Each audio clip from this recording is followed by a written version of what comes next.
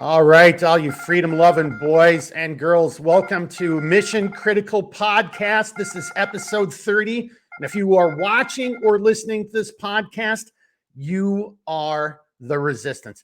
And this is episode 30. Just before we do our little intros, every 10 episodes is our, okay, what were the last 10 episodes? How do we do?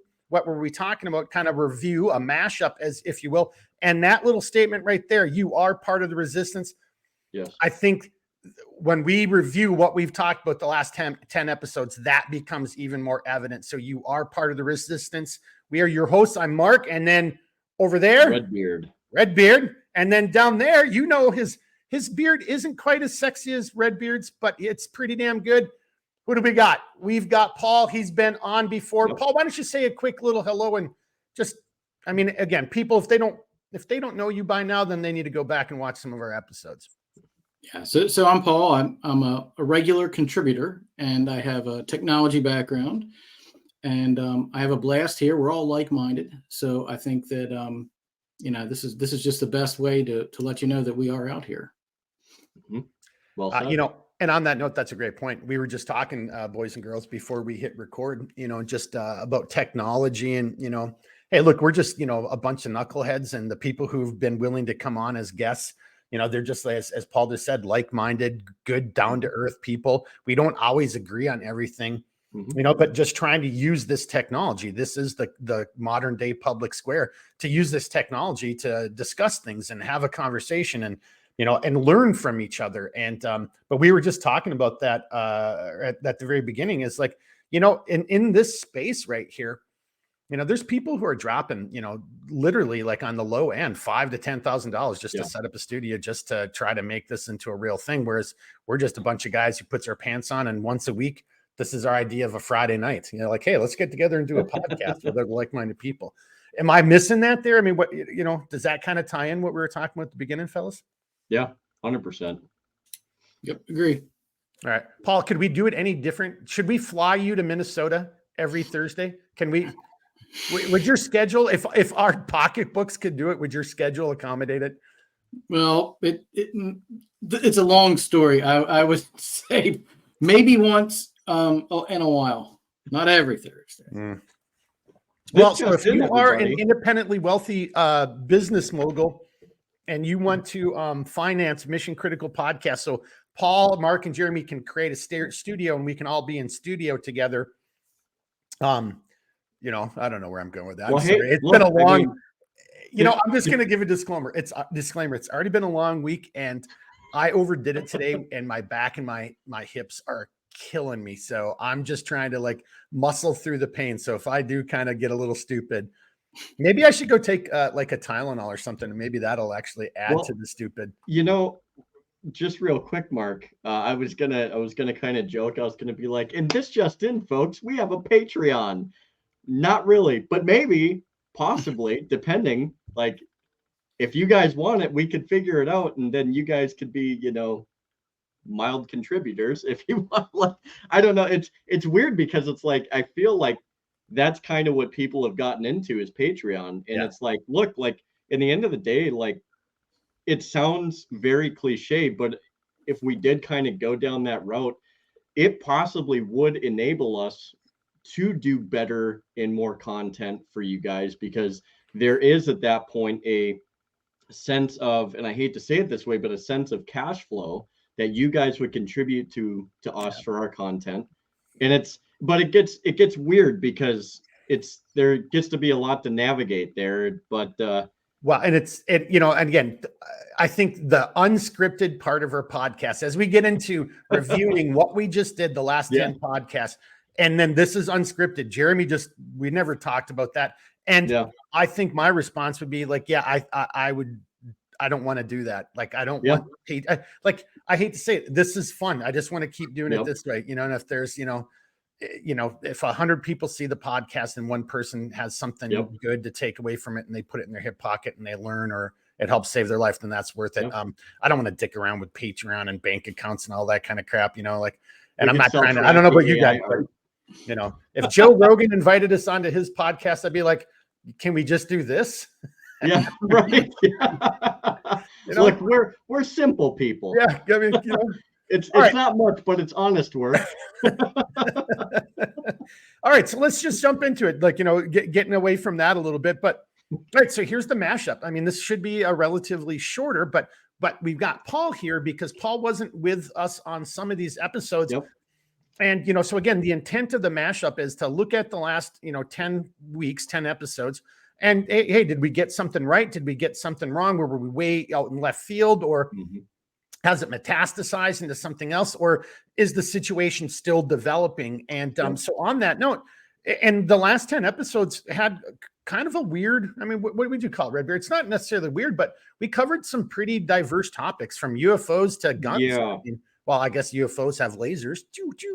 But well, and I think what we tried to do too is we had done a lot of very like serious stuff for the first 2 decades of our episodes, and I think our aim was to kind of bring some levity to that. So we kind of walked into the land of the obscure a little bit and explored a few different things that I feel were kind of fun. Hopefully it was fun for you guys, but I think when you get to a point to where you do content like this, and it's not just us, but like anybody who's done it for a decent amount of time, or even like just getting into it, but you're a ways into it, like it does. I mean, Mark, you and I have talked about this, like it does get to be a lot, because when that's all you tend to talk about and think about and discuss about and whatever, like I'm not gonna lie, it gets kind of depressing sometimes, because you see all this chaos that goes on, and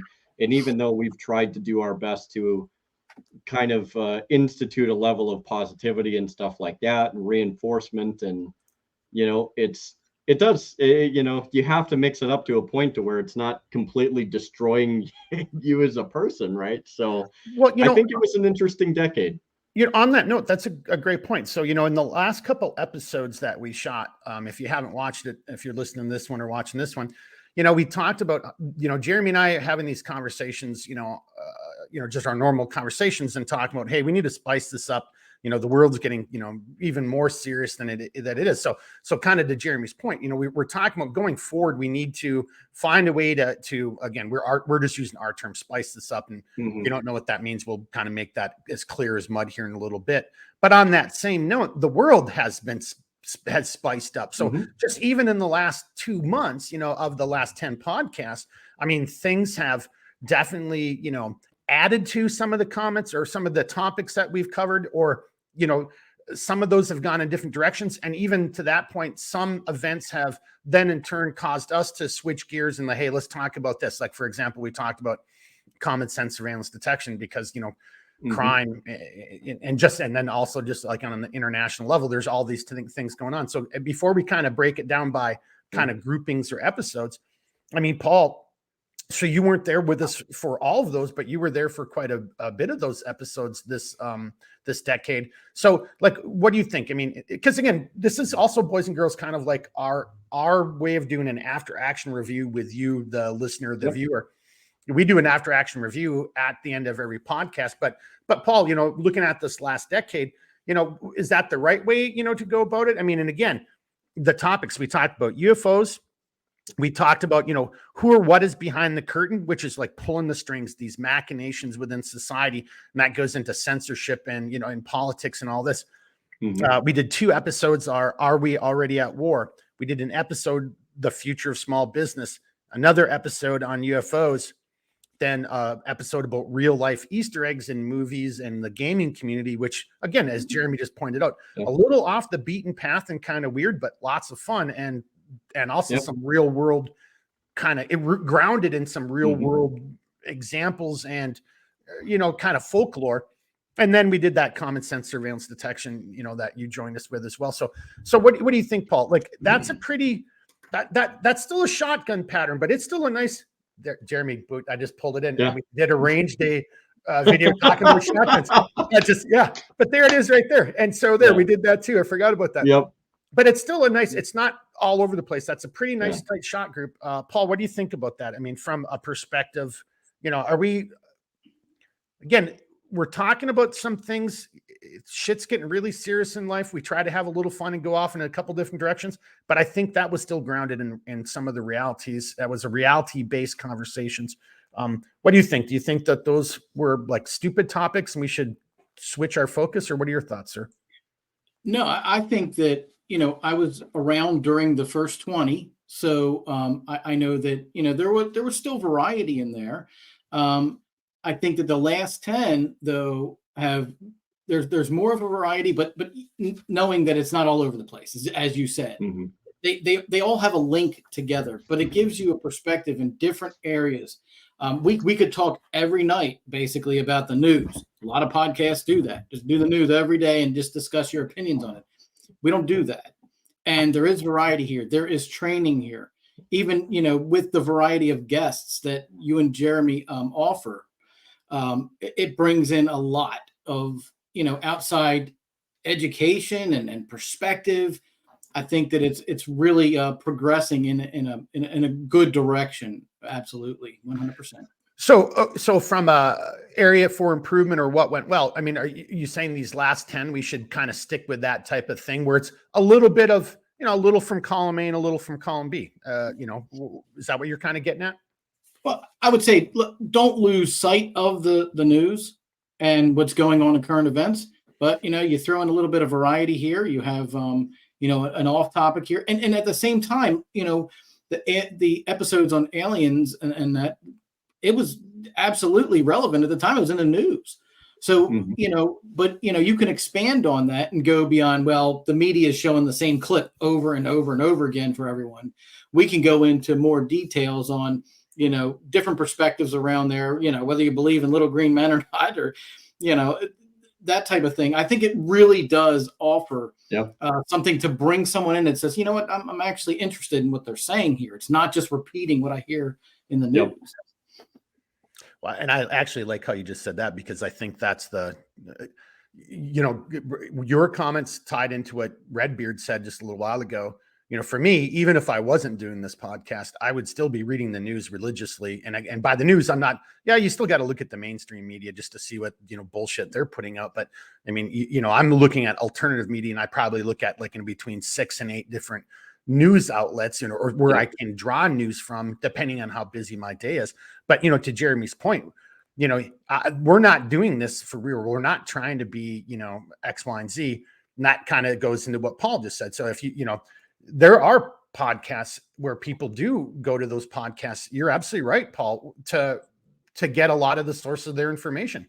I mean, it's kind of interesting. I'm still kind of an old dinosaur, I don't even like doing it on my phone. It's either got to be in computer or half the time I'm just printing it out and then I'm reading it, I don't even, I don't know. Redbeard. So are we letting too much dinosaurism, if that's a word, permeate into what we've just done the last 30 episodes, or what do you think, sir? Well, I'm kind of along the same lines too, to a certain degree, to where I call me old fashioned, but I still like picking up a newspaper. The only problem is now, at least as it pertains to the area I live in, I usually pick up those newspapers for kindling and fire starting materials, because quite frankly, the reporting kind of sucks, but that's just my opinion. But I have started many a barbecue this year with doing exactly what you just said. But, I'll take that paper. Yeah, crumple. But like the thing of it is, though, is there is something to be said about having something tangible. And I think one of the reasons me and Mark, obviously, as people who have a podcast, I too enjoy podcasts, because where that takes me, and there's several podcasts that like I do find more value in than others, just like depending on the mood I'm in. But what a podcast reminds me of is growing up. Like I still remember you used to have a lot. There was a kind of a higher degree of like talk radio that had like good substance to it back in the day. And whether it was news or whether it was something else, like I enjoyed listening to that stuff on the radio. I know that, some people might on the radio, like, that was a very pervasive thing. There's one local radio station, Mark, that you probably knew of. KQDS, which was the classic rock station. They used to have their morning show all the time. I used to tune in all the time, and I tuned in specifically to listen to that morning show every day before I went to school and my dad would drive me to the bus stop and whatnot. And it's like there's something about that to where it was like it was timeless, right? Like, and you look back at how, as Americans, like we had that, you listen to your news on the radio, and then when TVs came around, the radio was still prevalent because it was everywhere more so than TVs at the time still. And I remember my parents would come home with newspapers. So I guess the point that I'm trying to say is, like, I still think that there's a gravitational pull with that type of media, and there's something so tangible and irrefutable about it that I see it as timeless. So I don't think we're getting dinosaur-esque. I don't think we're too old-fashioned. I just think, like, we've taken some of our best memories growing up and how we've digested stuff, and we're doing the best we can to kind of provide it in a format that in the best way that we can. So well, so that made me think of something. I think there is a modern day version of what you said, when you're tuning into that local radio morning show. And I'm going to turn this over to Paul, because I mean, there are a couple of content creators that I follow, and I'll put some links down below. Most people probably know them, but like, so I listen to Jack. Jack's videos are usually somewhere between 10 and 20 minutes, depending on, the topics he's covering. Now, and I'm, and then Styx Hexenhammer, who, people might go, what is this guy's name? Styx Hexenhammer. And then you see the guy, hey, he's got some really insightful political analysis. And, I think both of these guys, what I kind of like about it is, going back into my personal thing. And I'm just saying this before we kind of get into the subjects themselves, and, but turn over this to Paul. Jeremy, I don't think that's what we're trying to create. Those smaller, 10 to 20 minute segments are nice additions to what you might be reading through your online, going to blogs or whatever your online media sources are.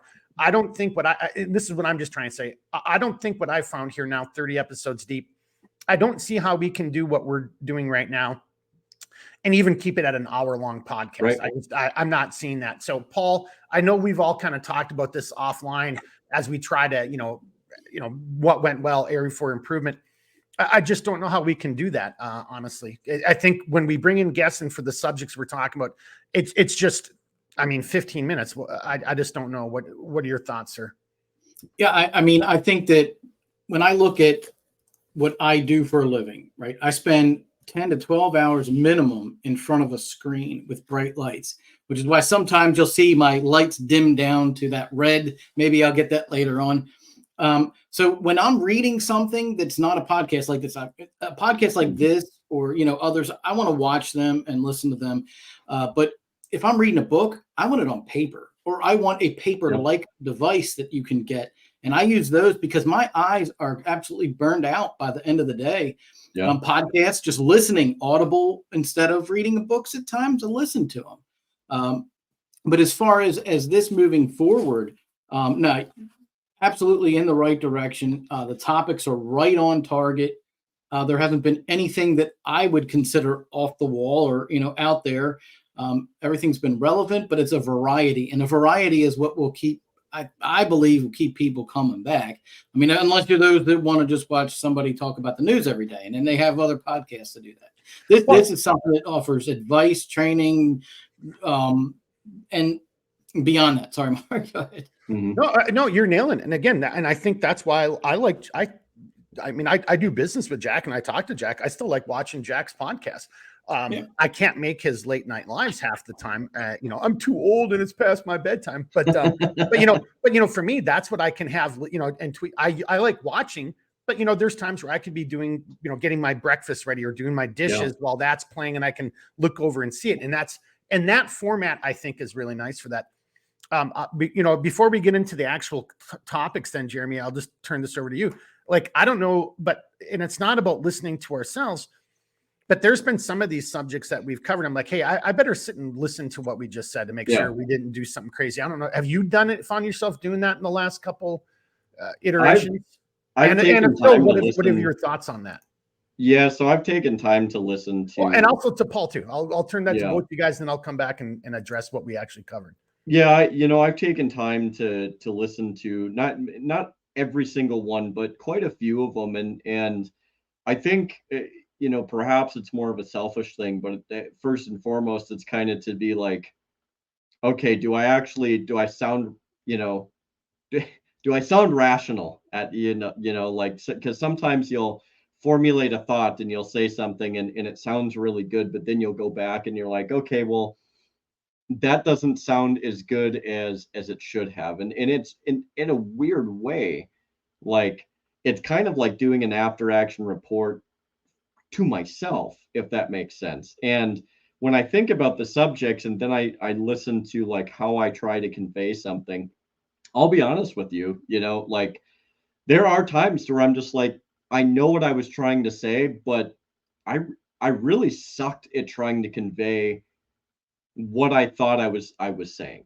So in my head it sounded a lot better than how it came out, but I think it's important to go back and to at least listen to a few of them so you get an idea of how you are on screen, but at the same time also taking in the idea of like, okay, like do we sound like schizophrenics over here? Like, does this actually make sense? And one thing I want to just add in real quick is, and Mark and Paul, you guys will probably be able to relate to this quite a bit, but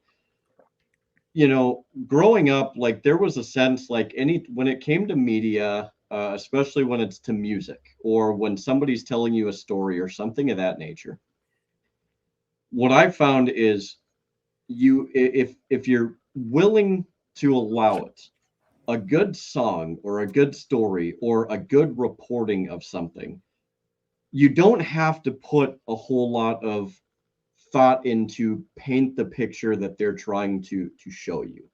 If you're listening to a song and you really enjoy maybe not just that song but like that genre, for instance, and you really find a connection with it, you can sit there and listen to it all day long and you can have this beautiful picture of what is being of what you assume is being presented by this music. And I find that we have lost, at least in this country, and this is just my opinion, but I feel like we have lost our poeticness in how we convey stuff, our charisma for being able to convey things in a way that is, it doesn't deviate from truth, but it puts it in a way to where you genuinely feel engaged, to where you genuinely are getting an authentic picture of what's going on, whether it's a movie, a song, a poem, a story, or a news report. We had such an engagement at one point in this country, and now it seems like true artistic value, whether it's in the reporting or general media, is going away.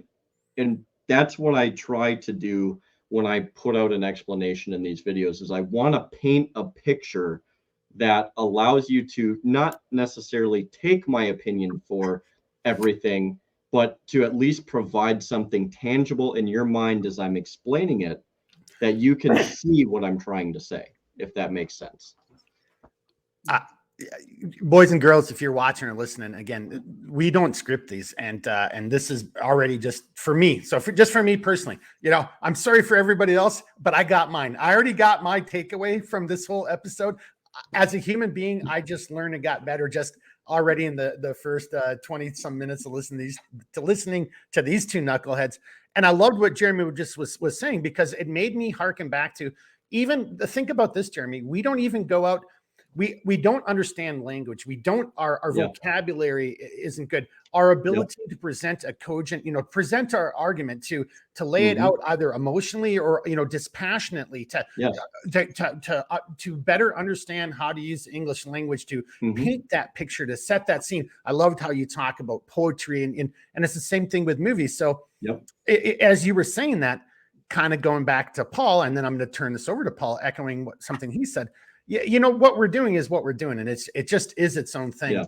But what I like about that is, because I agree with what both of you, it's like, I think they're going to be long. I just don't know how else we can do it. I mean, bring on guests and then have these conversations. But I think the other thing about, spicing it up and whatever, and then to what you just said is, I know both of us, and I'm sure it's the same for Paul, and I can't speak for anyone else other than me, but the goal is to try to find ways to use this format, to use this opportunity to communicate, to convey a message, an image, a thought, the beginning of a thought, the seeds, the germination of a thought, to get somebody to start looking at something from a different perspective. And I think that's pretty awesome. So, when we do listen to this, and I've done the same thing as what you said, I'm not listening to this for egotistical, like, oh, there's me talking. Dude, I'm embarrassed about me talking half the time. But I bet it's to what you're saying. It's like, I want to listen to it to see how we're doing, how we can get better. And as I turn this over to Paul, but just so everybody hears it, because Jeremy and I talk about this quite a bit. So I think I can speak for Jeremy a little bit here. We really are trying to be better at this. And I think we're getting better at it. We're going to continue getting better at it. We are very lucky and blessed to have a bunch of really smart people who are willing to come on and put up with our shenanigans. So that's helping out too. But so, to everybody who's, been with us for 30 episodes now, thanks, and stay tuned. We're going to try to keep better, but I don't see how we're going to be able to change the format. And if we did, then it becomes something different. And I kind of really like what it is. Again, going to Jeremy said, thinking about the artist, the artistic, how it's interpreted, how I'm seeing it, how I'm hearing it, how we're creating and challenging people to think about things, and maybe most people think we're idiots. So that's fine. But if only one person picks up that diamond in the rough, then that's good enough. Paul, I saw you smiling there a little bit. And I'm not sure if you were smiling like, hey, I think my beard's getting better than Mark's. I'm not really sure you're going with that, but no, my as gray as it is, it's not there yet. It needs to be. It's too dark. That's very well kept, though. Well, it's very well kept. Yeah, no, Redbeard's right. Just like, it's very well kept. Yeah, that's what I do behind the scenes. I have my production staff that takes care of that. It all makes sense. Right. So, and Jeremy, you are self-critical because you care, right? And same thing with me. Yeah. Even if you, producer, I say something that I think is good, I'm always going to be negative about it. I don't know why. It's just me. I'm a perfectionist, and hopefully things get passed on. And I think when we look back at it, I can't think of one thing you've said that I thought, oh well, Jeremy kind of botched that one. Never, not at all. And that's that's looking at it from an outsider's perspective. But and that's the thing. You're a perfectionist because you care, and that's a good thing. Mark. See, that was perfect that I was muted, because I was sorry to interrupt, because there was that time in Guns and Things, one of the Guns and Things episodes, when he was talking about AK-47s. I mean, so he kind of botched it there. Just let you know, he kind of screwed it up that time though. Oh. No, nothing, Jeremy. That was a softball, sir. No, I thoroughly enjoyed that, because I knew you were going to go somewhere there. Then, hey, let's start right there. So, as we review what we just did for the last 10 episodes, let's just start off with Guns and Things, because I actually really did have a fun time with Guns and Things. I think that is emblematic. It's a good an example of what we're going to do more of going forward. So who wants to jump in on Guns and Things? Did we get something wrong? I mean, this isn't a gotcha, but nothing has really changed. Although there are some things I could add, but Jeremy, I know you've got a couple things, and then I'm sure Paul does too. Yeah. Let's start off with, of all the episodes, we did 2 episodes titled Guns and Things Part 1 and 2. Jeremy, take it away. Yeah. So I actually, when you bring that up, I don't necessarily think it's a point of detraction, but like, I remember in our conversations that you and I had, we had talked about, possibly breaching some more of the technical stuff. And now that I look back at it, the one area that I feel like it's so easy to get into the technical conversation, right? Like, it's very easy to get into it, and you're going to have your camps, and you're going to have like people like me and Blake that can offer, information or fact-based information as it pertains to one thing or the other. But and I might be beating a dead horse here, but I think what it really comes back to, and we did touch on this somewhat, is for guns and things, it all starts with us, right? Like, what are you devoting in terms of, time? What are you devoting in terms, if you don't have the money, like, at least what are you doing with the time? So, like, one thing we talked about was dry fire. If you don't have the money, some people might say dry fire doesn't, it doesn't give you that reciprocation, right? True, it does not. But what it does do is it helps you in presenting, pushing out, whether it's with a handgun or a rifle, to be able to go and still do basic things. You can do movement, you can do a lot of different things. And I guess the point that I'm trying to say is, like, look, like, you're only as good as your worst day of training. And if your worst day of training is really good, then imagine how good you can be in your best day of training. And I think that in the end of the day, like, yes, having a good platform, whether it's a rifle, a shotgun, a handgun, whatever, or whether you're a knife person, it doesn't matter. That weapon or that tool or whatever you want to call it is still only as effective as the user. Now, a good tool can improve your performance, but your performance has to meet a certain criteria to some degree to get that effectiveness out of it. So there's a relationship that I think in the next one I would like to try and hit on a little bit more, that really emphasizes, like, look, this is a symbiotic relationship. It's not mutually exclusive to one or the other. And you have to get out there and train. I know it's such an overstated thing, but the reason it's so overstated is because it's so important. It's so important, and physical training, nonetheless, it cannot be overstated. And you're muted, Mark. That's the way the whole podcast should be, by the way, with me muted. Oh, and the dog just echoed its agreement. Roof, roof, yes, Mark. Hey, but I was just going to say, before you kind of go down too much into the training side, which we still need to come back to give everybody a heads up of where we're going to go in the next decade, the next 10 episodes. But before we get too much into that, you nailed it. And it isn't just being well versed in a multitude of things. I mean, and during guns and things, and I'm going to echo this. This is my argument. Most of us don't A, have the time, or B, have the resources, or C, have both of those things. Because you have to have the time and the money, the capabilities to go and spend all this time, whatever the discipline is, whether it's handgun, unedged weapons, standoff, whatever it is that you're trying to accomplish. Right. And we talked about that during that episode. Yeah. Well, what is it that you're why are you out there practicing with an AR platform when you should be maybe looking at handgun or, or hands or, grappling, that kind of stuff. So again, these are just tools in the toolbox. I think that was our main argument. And then, as I turn this over to Paul, I think that still stands true to this day. And I think, and just throwing myself under the bus, so we did, Jeremy and myself and the other Paul, who's on one of our UFO things, cousin husband, Paul, we went out and were able to generate some time, and we went shooting. What was that, 2 weeks ago now, Redbeard? 2 weeks? Last week, I think it was. Last week? Okay. Well, so maybe it was last week. Yes, a little over a week ago. Yep. And,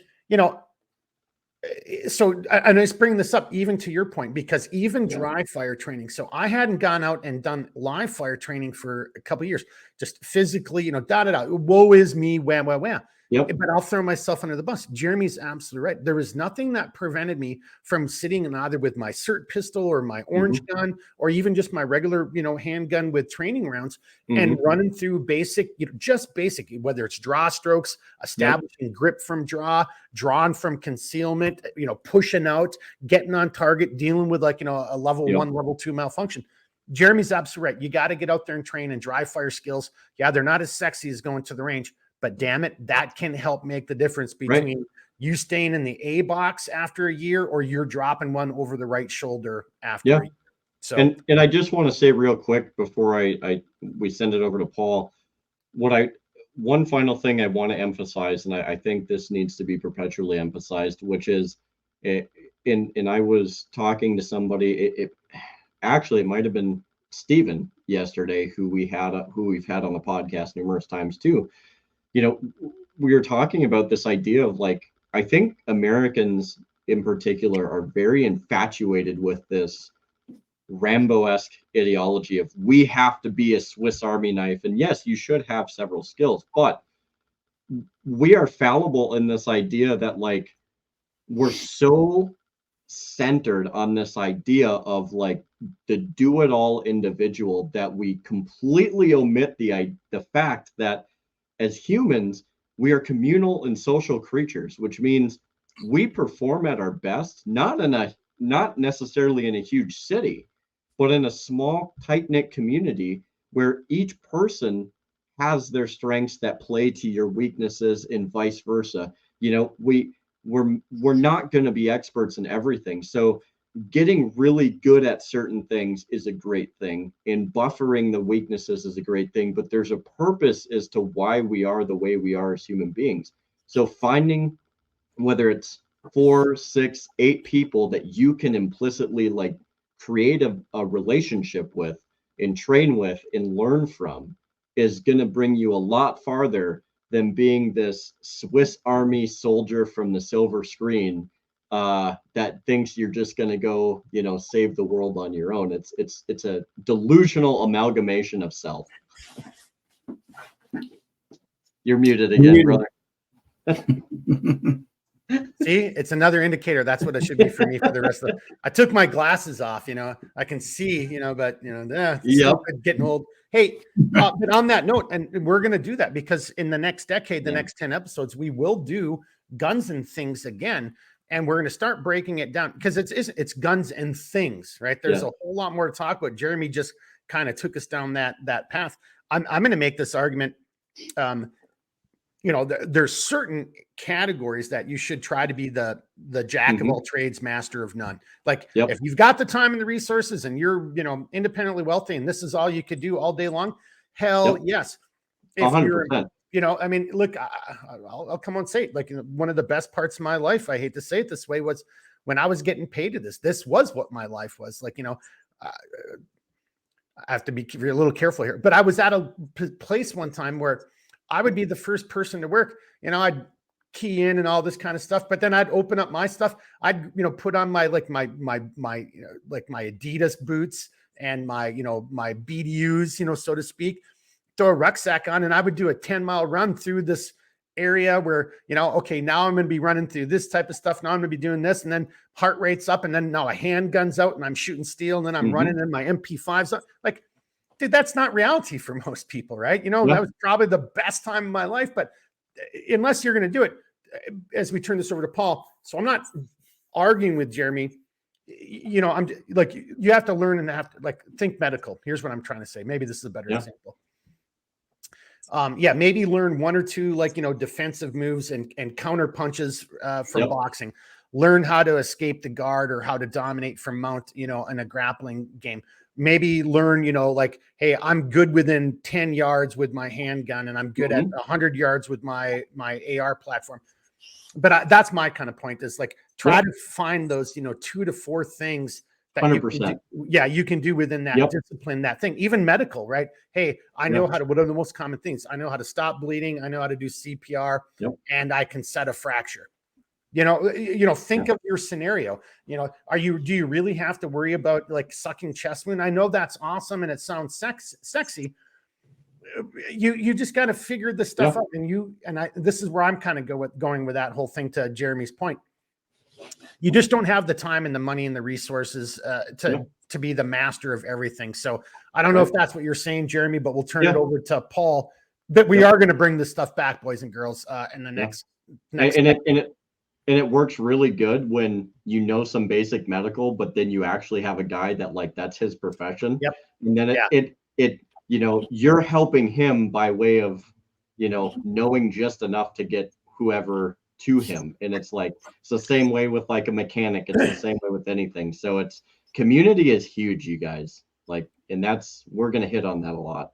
Well, you know, I'm not gonna, I'm kind of teasing you, you'll be the first person that says, Yeah. like, I don't know shit about, Yeah. you're not very good at at this. Yep. I'm okay. I'm not an idiot, but Mhm. this is Paul's world. So yeah, Mhm. as we're doing things and you and I are trying to be better at how do you do this or how do you do that? Yep. Paul's like, he's the, the Obi-Wan Kenobi, like, okay, you guys do this.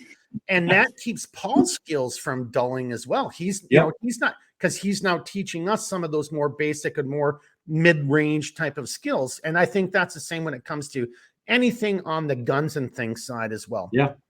Paul, what do you got here for us, sir? Yeah, and that's a lot to take in there, but I think I have it here. So when I heard you say 10-mile run, I'm a sprinter. I was a sprinter in high school, and so 10 miles, it would take me a couple days to do that. But, when going back to what Jeremy said with dry firing, and, yeah, people complain about it because you don't feel the recoil or anything like that. But one thing that I found and that I was trained early on onto why to use dry fire is the finger curl. Most people, because of, whether you're playing a game, you curl your finger. You shouldn't do that, right? And dry fire teaches you how to fix that. That's the one thing that I can think of that would fit into that category. And then as far as that's a great point. Jeremy and I actually just talked about this last Yep. week, and we'll do this as we're talking about guns and things. So we've already kind of did it, and then we were at the range. That wasn't really part of the episode we shot, but now as we're going forward, we're gonna, we're starting to get more into the minutia or smaller things. And Paul, you just mentioned, your finger and curling your finger around the trigger, right? Yep. Is that what you're talking about? Right. Yep. Yeah. So Jeremy and I will talk about this.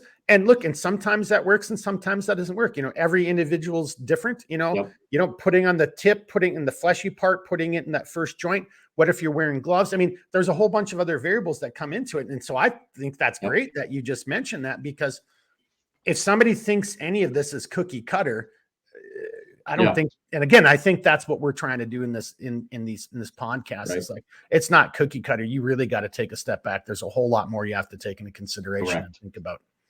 Exactly. So, sorry, Paul. I mean, but that was just such a great example. Yeah. I couldn't help myself. Go ahead, sir. Yeah. Hit home. Yeah. So that was just one of, again, dealing with myself, learning and training others. That's the first thing that jumped out at me with dry fire. The last thing I would say is about medical. I mean, even this weekend, just basic medical care. I was at some kind of a event somewhere and someone cut themselves, and I was able to take care of them. And honestly, when I'm there, I say, I have this, I can help you. I need you to approve it, because I'm not going to touch it. If you want it, here's your stuff. I'll give you the things you want, but I don't want to mess around. But when you, again, in that situation, when you're around like-minded people, it can be as simple as a paper cut, doesn't matter. Yep. Or it could be something that may need stitches. Absolutely. Just make sure, at least with me, whether I can do some of those things or not, doesn't matter. You just get permission. And, if you need it and somebody's going to help me and I'm bleeding out, I'm going to take the help. But so, yeah, so the medical thing really did kind of hit home with me with that part of the conversation. And I think, Jeremy, you were going to say something about the dry firing before I started. No, I just I agree with you in terms of like just the overall benefits to dry firing. To me, it's I think it's one of those things to where it can help so many components of just overall efficacy in just the movement and the overall proficiency of operating your weapon system. Plus, I'm here to tell you, like, it's a fairly decent way to figure out how to gauge and understand your trigger weight, because if you're just going and you're slapping that trigger but you don't actually hit that wall and then continue to proceed the rest of the way and then find your reset, dude, finding the reset's one of the most beneficial things you can do in shooting. And it's such a minute but important aspect. But your follow-up shots and for me, my follow-up shots and my accuracy improved like tenfold once you're just like, oh, I don't have to go all the way forward. because then you're not, then you get used to. So I got it. If you were watching, if anyone's watching, yeah. I've been trying to interrupt, but I didn't want to interrupt. I'm like, dude, that's the next podcast. Save that. Like, we'll bring that up next time, because you're absolutely right. And that it's the little things, dude. But let's save that for Guns and Things episode, 3 or 4. But again, this is the mashup we're reviewing. So, but I think, though, on that note, we covered quite a few. And somebody would say, like, Guns and Things 1 was 2.5 hours. Guns and Things 2 was almost 3 hours. So it's like, go and listen to it. I mean, there's so much information. And that's why I just kind of stopped Jeremy. If I didn't just stop Jeremy right there, we could have talked for the next hour just on Trigger Cycle. I'm not even fucking around. Yep. We easily could have talked an hour about Trigger Cycle. Not all gauze is made the same. I don't know if people know that either. So there's a difference between regular, run-of-the-mill gauze and hemostatic, and it's good to read labels. That's all I'm going to say. All right, let's kind of wrap up Guns and Things and then move in, because it's such a fun conversation. I saw that smile on your face too, Mark. You're just like, I know. There's so many other things I want to talk about, but I got to do the same thing too. I got to just calm down and just save it for the, a future episode. But what else? Paul, what anything else that you want to add from the Guns and Things episodes from your perspective, or even if it's just giving people a little snapshot on what we're going to talk about going forward? Because we're gonna do in the next 10 episodes, the next decade, we're going to do at least 2 more Guns and Things. I mean, there's so much more to talk about on this subject. So what do you want to do, Paul? I would say that the episode I was on, I wasn't on the first one, so I was on the really long one. It's probably because I'm long-winded, but it's the things part. It's not just about guns, right? It's about guns, things surrounding that, and all that. And I thought that really does enhance, what we're offering here, and being able to branch off into conversations about surrounding topics there. I think that really worked well. I know we kind of got off a little bit into the tech area, but I think it's good because they're all related, right? Even some of the we might talk about dry firing. There's tech apps that you can have on your phone, and use those, and that'll help you. I'm sure you may have covered that already. No, we haven't. But so that's what we'll do. As a matter of fact, just bookmark that. We'll do that in one of the next episodes. Because I've got one on an old computer, and that's what I was using. Jeremy would know it. That's what I was using when I was teaching. So there's a lot of technology that everybody could use, whether it's your phone or your laptop, that can really go into your dry firing and your at-home training. That can really make a huge difference. I mean, it's really beneficial. And it's not that expensive. So you don't have to go and drop $300 at the range, all the time. You can do a lot of the stuff at your home. So you could pay a one-time fee and get great benefits off of it. And to your point, Paul, a lot of it is technology based. So, I mean, like the one that I have, I mean, it'll show you your splits. It'll show you where your muzzle, it tracks your muzzle. Like it'll see like, okay, you're too much on trigger, you're too little, or you're perfect, good trigger reset. It'll show you as much that as you want to see. Right. And there's some pretty cool stuff out there, and that's a software based, but we'll save that for next time. All right, gentlemen, Guns and Things, final comments. We're probably going to do, Jeremy, I'm assuming we're going to do at least 1, if not 2 more in the next 10 episodes. Yep. Yeah, I think it's going to merit at least, in the very least, 1 more. But I could see it going into 2 just because there's a lot that goes around it that I feel we haven't even kind of crept into yet. So I can see that going too, especially once we start talking the tech and some of the stuff that we just did right there. All right, boys. Then I kind of want to move it over to a quick conversation because I don't think this would be that long. We could actually tie 3 subjects together. So we had 2 episodes of UFOs. One was UFOs and things. The other is UFOs and Little Green Man. And then who or what is behind the curtain. The who or what is behind the curtain was more of an esoteric, like, okay, what's really going on in life? Look around. Like, why are we being shown this while how is it? And I think that's still taking place today. And to this point, I can't remember which one of you had mentioned it, but Janet Yellen's out there talking about how she's out there weighing in. Oh no, we can support a war in Ukraine and with Israel. Janet Yellen, why aren't you focused reducing inflation. So who's really running shit is, who's behind the curtain. And I think that in a weird way kind of ties into UFOs. Who wants to chime in? I kind of want to let Paul kick this off. Yeah, I think I have something that may seem off topic, but it's really on topic. Who is in charge? I recently heard with the speaker debacle that's going on right now in the House of Representatives that Democrats were suggesting W. What does that tell you? If Democrats want W as the speaker, I know it'll never happen. But there is that thing. I don't want to use the word. There is that thing.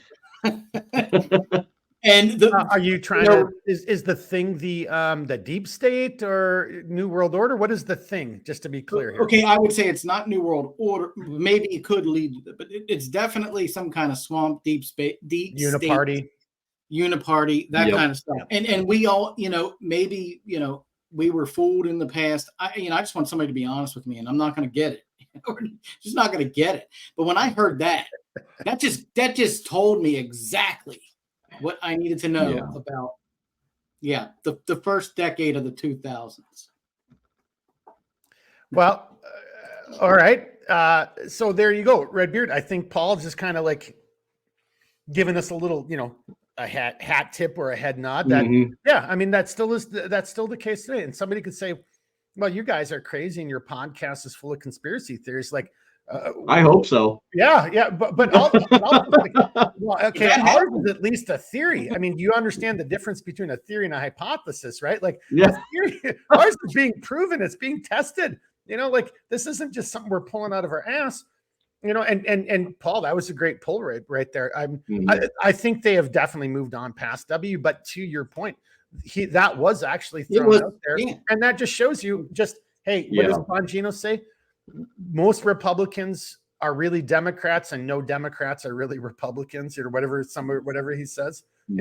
That's it. It's a uniparty. It really is. So who's really pulling things, Jeremy? Who's really behind the curtain running shit?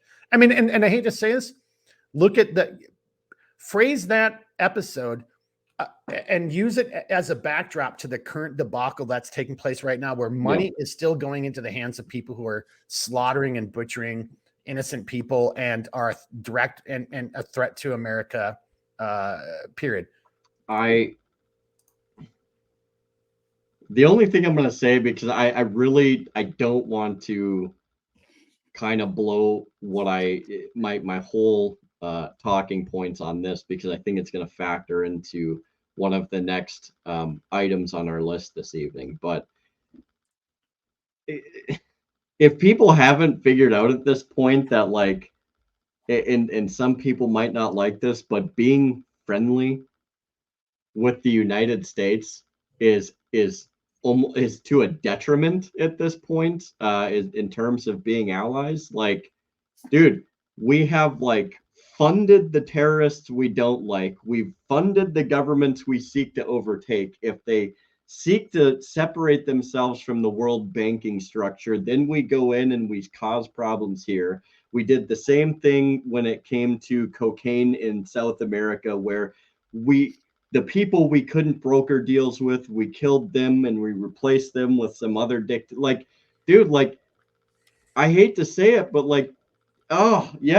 I just got to throw this out there real quickly, dude. We did not coordinate this, boys and girls. I just watched that Tom Cruise movie, not really Air America, but it's based on a true story, but about all the drug running that he did. Jeremy, you just freaking nailed it, and that's a period in American history most people have forgotten about. Dude, it's like, look, let's be honest. The only reason, and there's literally records of this. The only reason we have invested money into Ukraine is because BlackRock was able to start scheming to we're going to rebuild Ukraine. The only reason we're going to rebuild Ukraine, and this might hurt people, but because Ukraine is going to be the bitch of the United States. And I honestly, I don't want that for Ukraine. I want Ukraine to do their own thing. I don't want them to be beholden to us. And I don't want any other country to be beholden to the U.S. government.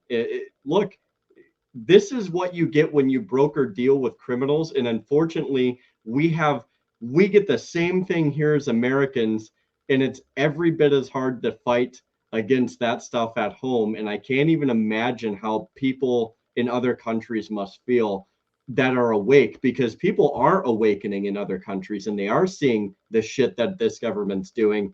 And dude, my heart goes out to you, because I get it. I just get it in a different way, because I have to live with them every single day. Like, we are not the republic that we were intended to be anymore. So my heart goes out to you, and that's all I'm going to say about this particular subject. And I think that there's not much more to be said as it pertains to the UFO thing for me, but I just wanted to say that point. Well, I'll just throw this in there because, honestly, my after action review is like, it was fun to have that diversion to talk about the UFOs, but that's all it is, because the government's trying to use that as a diversion. Jeremy, there's more serious, real things going on. Yeah. And if UFOs just look, of course, obviously there is life somewhere else. I believe that. I mean, again, Occam's razor, mathematics. I mean, and are obvious. I'm not so naive to think that, it's just us. But Paul, going back to Jeremy's thing, that's really was more of a who or what is behind the curtain, who's really pulling the strings. Yeah. I'm sure you've got things that you want to add to that, sir. So I'm just going to bring it over to you. Yeah, and I think that, and this is going to actually be positive, because I know it seems like we're in two camps and no one can cross over and agree with each other. But I'm looking at myself right now, and I'm agreeing with a lot of what Tim Pool says, who is a former Occupy Wall Street person who I would absolutely never associate with. And then Russell Brand, who is coming along, and I would have never considered myself agreeing with him. We're all agreeing on these things. So there is hope out there. We can get along, and we're not going to, we're not going to get along on everything, but and I'm not saying those are two of my friends or anything, or that I ever want them to be my friends. I'm saying that there's hope for us to fix this problem. Yeah. And so I think when, you bring that up, like it kind of does stem into that realm also, like even outside the United States, like I mentioned previously, like you're starting to see a lot of different countries and people. I mean, look at what happened in Poland recently, where they literally just voted out a majority of the government that pre-existed there. And it's like, they're starting to figure this out. They're starting to realize, like, oh, maybe we got talked into a situation by the rest of the West and the United States that maybe might not have been like the best idea. And you're seeing the throes that Germany's going through and so many other places. And I think people are starting to, kind of rub their brain cells together and start a small fire in there. And they're like, hey, like, there's some stuff that's going on, and in our country actually isn't as sovereign as we thought it was. And this is not good, because the only people that are really not benefiting from this is the average person. And so it's like, I don't know about you, but there's some screwy stuff going on, and we don't like it. So, well, so just to add to what both you guys were saying, and Redbeard, I wouldn't mind having who, and for everybody watching and listening, leave a comment, tell us what you think. Right? We're also this isn't just so we hear ourselves talk and we get these opportunities to, like, hey, what are you doing Thursday night? Let's do a podcast. But I like this. I mean, who or what is behind the curtain? Maybe we need to do a follow-up, because to what you just said, Redbeard, and I hate to say, like, I've always been interested in these topics and followed along, and there's been a period of my life where I was so knee deep in it, I wasn't able to take a step back and see the bigger picture, because again, your whole life revolves around the right here, whatever's right in front of you type of moment. But now, taking a step back, it's more and more obvious to me that there is somebody behind the curtain. There is something behind the curtain, whatever you want to call that, New World Order, Uniparty, swamp, whatever it is. But something is horribly wrong here. There's too much weirdness going on.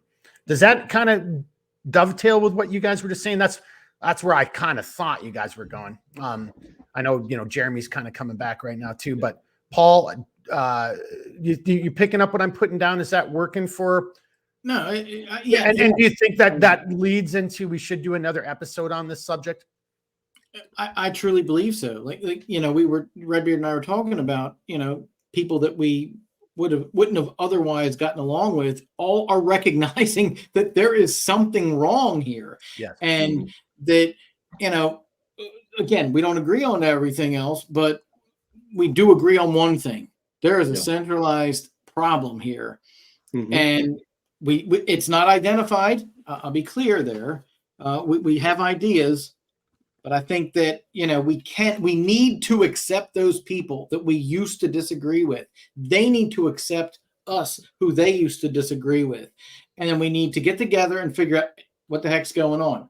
Why is this, as Jeremy mentioned about, well, you didn't mention the name, but about how we can finance wars. No, we can't. We can't finance what we have. We're $30 trillion in debt. Well, so again, let's not do the podcast right now. Then there, I'm going to make a note.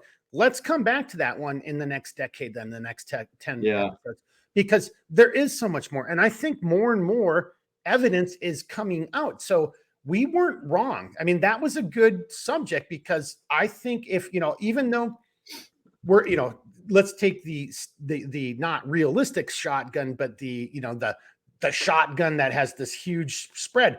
That's what's going on in our media right now. That is our news cycle. It's all shotgun. It's all over the place. You really it's really difficult for a lot of people to stay on task, to stay on focus, because, there it is one day and the next day it's something else. I mean, but I like this. And I think that goes into the question of, well, who's really, behind the scenes pulling, who's behind the curtain. Right. I think part of what I'm getting at is this is all by design, because they don't want us to have too much focus and too much attention on the fact that, here, I'll just come around and say that little spoiler alert. If you don't think Joe Biden has been making millions of dollars off of his, look, I'm here to tell you, I personally believe Joe Biden has sold secrets. I think he has sold out America just to make money for him and his family. But let's not get into that. Let's save that for next time. I really think that goes into there is something else behind the curtain. There is something that lets these, what's that clown's name who, the other senator, gold bars, bundles of $100,000, and he's Menendez. Dude, so that's what I'm saying. There's some other evil has permeated and gotten into our political system. So this is, I'll just be honest with you, because this is going to kind of it is going to kind of dovetail into the Are We at War segment, and forgive me if that's not the direction you wanted to go right away. But I wanted to save that for the very end, because you're absolutely right. Matter of fact, well, you can go. We're going in that direction. Take us in that direction, sir. Yes. So, for some people, it's Biden, which Biden definitely has his problems, but there is something that is just so insidious about a man like Lindsey Graham, and it's not even it's ratty or snaky. He comes in there and he says he just says stuff that's just oh, that and he wasn't the only person that said it, best money we ever spent, tons of dead Russians, and it's dude, you, and he says it with the biggest smile on his face, it's been this perpetual decade build up, and then all of a sudden, boom. And I know that paints a bad picture, but this guy's been holding his wad since the Cold War times, and he finally gets this faux moment where he's oh, it's happening, you guys, it's happening. And it's dude, do you not realize how insane you look right now? let me just say this. I have no idea who voted for Lindsey Graham or how anybody would ever vote for him going forward, because to what you just said, Jeremy, you just got me thinking Like, I'm on the record. I've been saying this for years. Yeah. It ain't Republican Democrat because, again, as Bongino says, most Republicans are really Democrats. Yeah. Lindsey Graham is not a Republican. He's not fighting for conservative values. He's a warmonger, just like you're pointing out there, Redbeard. And I loved it. What was it? A couple months ago, he was trying to do some rally or something, and everybody started booming, and he was like, "No, that I can't do a South Carolina accent. No offense to the great people of South Carolina, but I can't do your accent." But he's in that accent trying to like, "Oh no, do," and like, dude, get now. the We F don't off have the to be stage. this way or something like that. Like he draws out his. But how are these the people that we keep? We see. So this when we get into this, dude. Are we really electing these people? That Fetterman guy, for as much as he is a clown, you can't argue with this point. We're not electing our best and brightest to office. No, he's not wrong. I mean, the irony of it coming from Fetterman, I'm still trying to get my head around that one, but that's a different story. Paul's laughing. Let's go over to he Paul. Insulted He's himself. laughing at that. He insulted himself and he didn't even know it. But I feel bad for the awesome guy. Though. That's like a double entendre. I feel bad for the guy, right? Because he did have a stroke, but he was making fun of himself, and he didn't know it. And Lindsey Graham. Look, I'm not the tallest person on earth, but he's got some kind of complex going on, and he's awful. And how does he get elected? I don't know. You want me to explain that, or do you want to wait for that episode? God. Let's wait for that episode. But I will just say that. So you obviously made that Napoleonic complex reference, and I did just see, because I love movies way more than TV. I did just see a preview for a Napoleon movie with Joaquin Phoenix as Napoleon. And I'm here to tell you that looks pretty effing good. Yeah, he can't be Napoleon. Phoenix is tall. I agree with you. I agree with you. But I'm just throwing out there. It actually looks like it might be a good movie. Lindsey Graham could play him. Okay. See, again, all the way back to the very beginning. If we had more time and money and I had the software right now, I would have some little meme thing of Lindsey Graham's head on Phoenix's body in a scene from that movie. And that would be fucking hilarious. Little Bonaparte enters Congress once again to say some irrational shit. I do love the meme that I see about him. He's like in the suit of armor. It's from all kinds of different things, from gaming to, but he's in the big suit of armor and he's talking about like, give me your, send your kids off to die for me or whatever. I'm sure you've seen that meme. Yeah. How is Lindsey Graham? So we're going to have to come back to that. So we will do Who's Behind the Curtain, another one, because that just continues to keep morphing and everything on that note. My final comment is even everything that, and I'm not going to call him Joe Biden anymore. I love what I just heard on Bongino. He called him the oatmeal god. I think he called him the oatmeal god. I don't even know what that means, but it just sounds so horrible. It's awesome. So I'm just going to call our commander in Queef the oatmeal god from here on out. But it does beg the question, seriously. I mean, with all the joking, time for joking is kind of over. But it does beg the question, you've got to be kidding me. There's no way. There is just no way. What's really going on? What's really happening? Because Joe Biden is representing the United States of America. And then to that note, as we start talking about UFOs and things, who's really behind the curtain, and going into where we're going to end this as, are we already at war? This just doesn't add up. It's not right. Something is, it just 2 + 2 does not equal potato. Something is not right here. Fellas, Paul's kind of laughing. Maybe we'll go to, but Redbeard, you've been polite. Let's go to you first. We'll come to Paul next. Just real quick, like I hate to, well, I don't hate to bring it up, but like I can already hear the screeching from people. But like we have lost our statesmen. We don't have statesmen anymore. We don't have good diplomats anymore. And what I think is interesting is, Redbeard, it goes to what you said an hour ago. We don't know how to communicate anymore. Right. we don't have people who are actually articulate, intelligent, to your point from before. Right. So, and it's interesting because, like, and people will disagree with this, and that's fine. But, like, Mark, we've talked about Putin before, right? And good, bad, or indifferent, like, the guy is not like, the dude's not a flop, right? Like, has he done bad stuff? Yes. And by the metric of which we measure that man, we could equally measure many of our politicians, if not most of our politicians in the modern era. But well, hang on. I'm sorry. You just did this. So you cursed yourself. You're absolutely right. Yeah. So that guy I just mentioned, that senator, Mhm. God dang it. Now I'm just screwing up his name. The guy from New Jersey. No, you're absolutely right. You can condemn Putin all you want, but has Putin done what this, look, we're America. We're supposed to be honest, and and all our politicians are beyond reproach.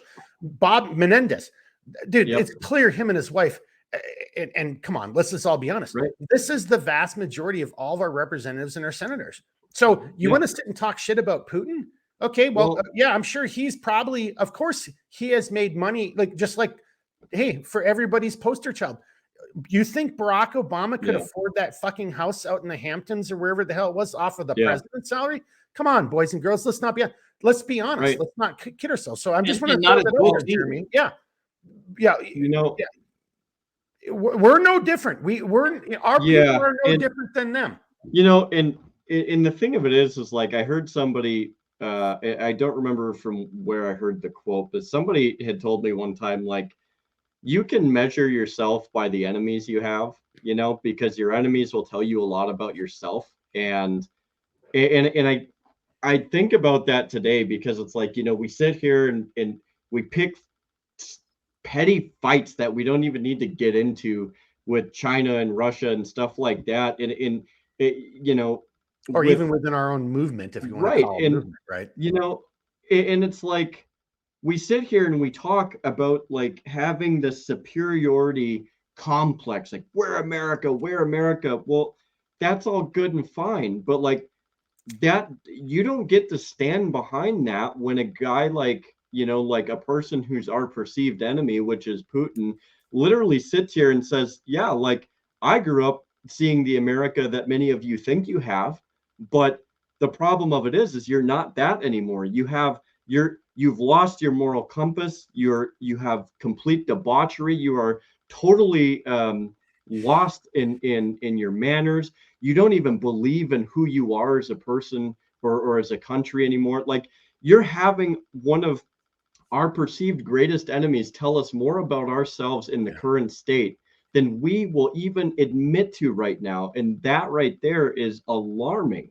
Like, Jeremy, just on that point, though, I mean, just to add to that, I mean, just think about it. How many times have you been to the grocery store and there's people wearing clothing that, like, okay, if you're inside of your house and it's Saturday morning, that's acceptable for you and your family, but not in public. We used to be this culture where, like, you wore a shirt, you wore pants, you said sir and you said ma'am, and you held.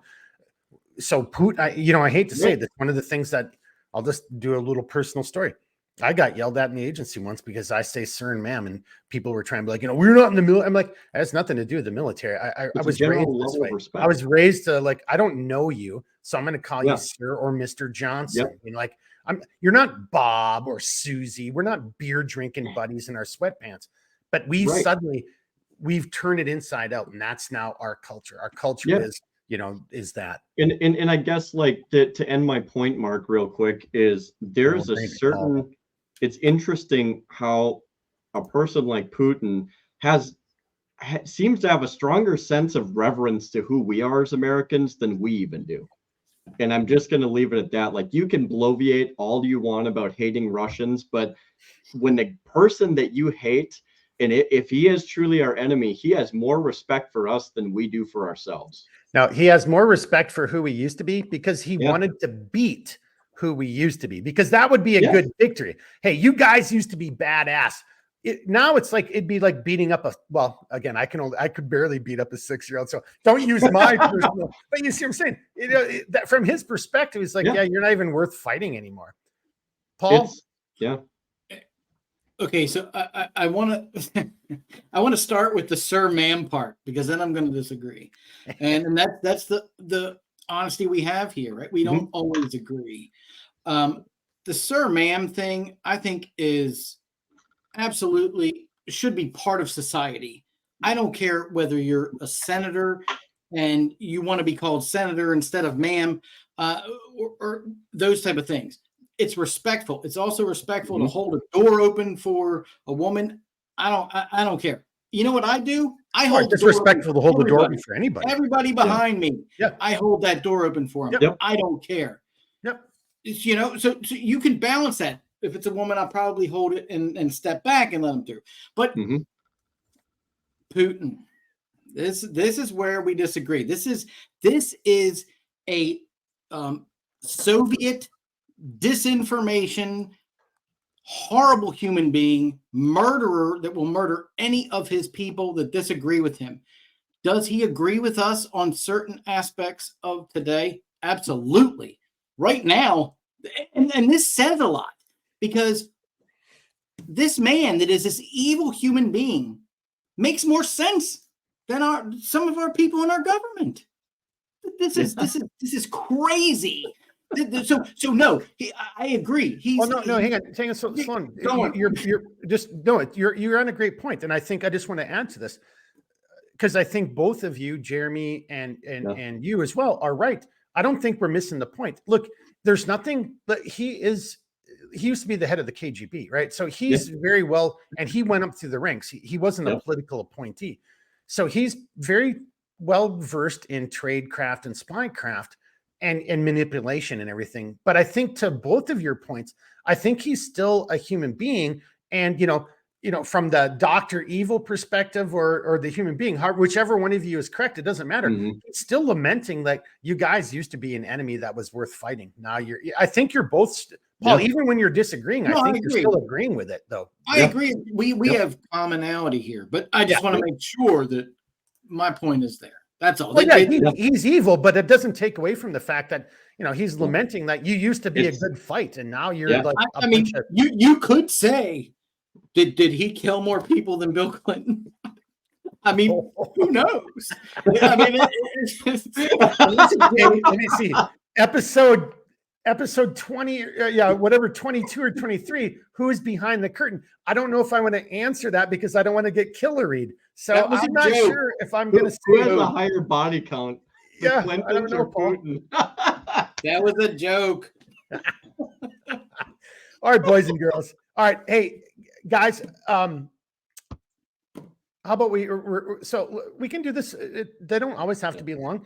I actually look. Here's the deal. We talked about UFOs and things a couple times. We talked about real life Easter eggs.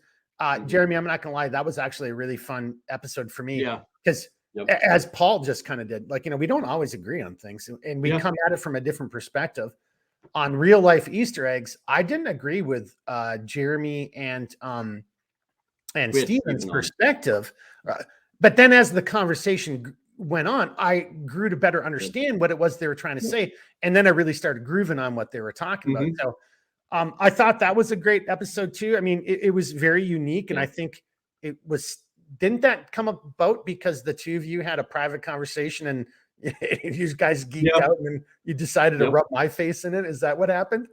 Yeah, no, we had just like an off the rails conversation, because I funny enough, I was playing a game on some of my downtime, and I was just like, hey, Steven, I'm going to drop you a call here real quick. And so I call him, and I'm just like, hey, have you ever thought about this? And we started talking, and then all of a sudden I after that conversation, I called Mark. It might have been that day or the day after, and I was like, hey, what do you think about this conversation? I was like, this is kind of where we're heading with, and he's like, yeah, we'll give it a shot, we'll see what happens. And I kind of explained kind of what our idea was behind it. And I do think that after a while, Mark, you started to kind of, like you said, you started to see where we were getting at with it, because that was a conversation that honestly could have gone on for hours. And I still don't think we could have made a dent in the potential, point that we were trying to make. So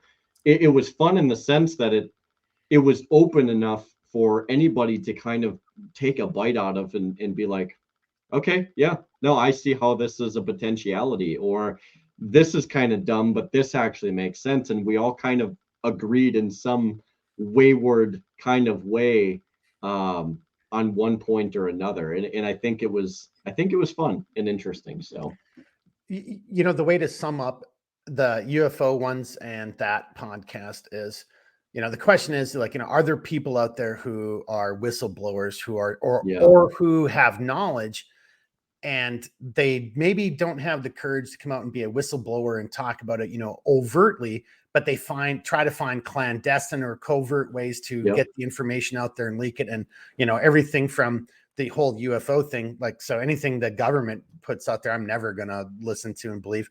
But then to Jeremy's point, here are all these games, and it started off in the gaming community. That's where wow, that's kind of funny. That game came out 20 years ago, and here that's kind of really close to truth right now. So, you know, and a lot of people who, you know, are hired as consultants for those games have that type of background and have that type of inside information. So I thought that was a really good for me. I thought that was a good, like, you know, intellectual, mental series of podcasts. I would like to continue doing those in the future. They were Again, fun.